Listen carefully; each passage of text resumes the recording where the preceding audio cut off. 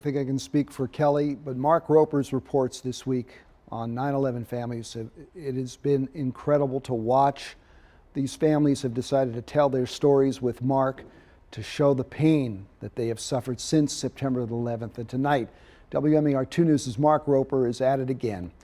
He introduces us to a Dundalk man who lost his brother on Flight 93, and he doesn't believe in closure, but he says all you can do is try to make peace with it.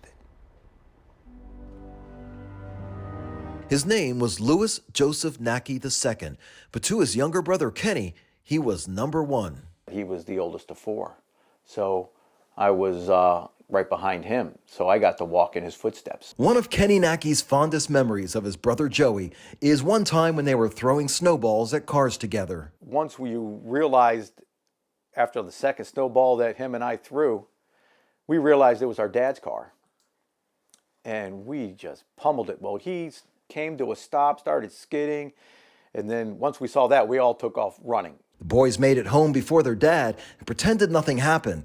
Their dad was none the wiser, but he did have a wise piece of advice for the family. A saying that my dad told us when we were younger said that when someone, passes on in your family, that you try to keep them alive inside each and every one of us by talking about them on a daily basis. And for the last 20 years, Kenny says he's done exactly that for his brother Joey.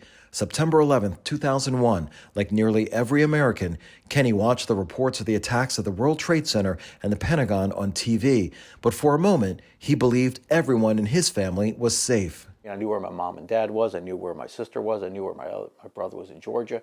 You know what I mean? Haven't heard about any travel plans. And actually, Joey just celebrated his 42nd birthday on the 9th. And he was getting ready to celebrate his one-year anniversary to his new wife on the 16th. Kenny Nackey soon learned a plane crashed in western Pennsylvania as he gets a call from his wife. Marcy called me and told me that Joey may be on one of the flights. It was just like a kick in the gut. United Airlines Flight 93 was on its way from Newark International Airport to San Francisco. During the flight, passengers on board started hearing about the attacks at the Pentagon and World Trade Center.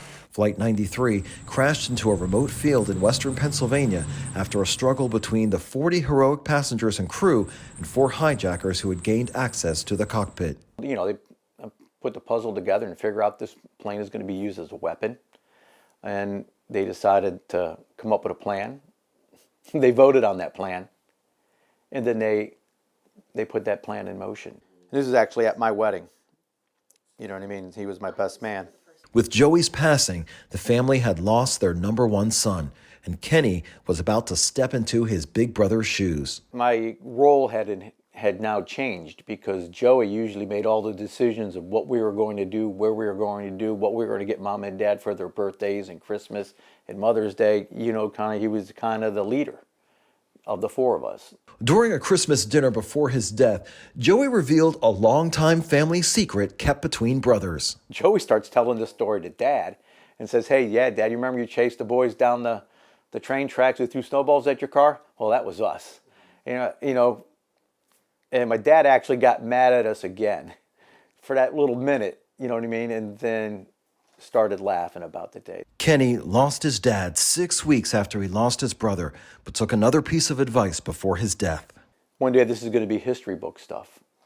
You know what I mean? So the story of the 40, not only Joey, but the 40 heroes of Flight 93 need to be told. Following in Joey's footsteps, Kenny took on the responsibility of being the leader in his family. Kenny was selected to serve on a committee overseeing the construction of the Flight 93 Memorial in Shanksville, Pennsylvania, and he challenges anyone who visits it to ask themselves if they were aboard Flight 93, would they have done the same thing? I believe after you go through the visitor center and visit the National Memorial, you're going to walk away with saying, yes, I can, I would have, and I would have given my life for someone else. And I think that's the true story of Flight 93. Someone giving of themselves so that we, as a country, can continue to live our lives like it's September 10th, 2001. In Dundalk, Mark Roper, WMER2 News.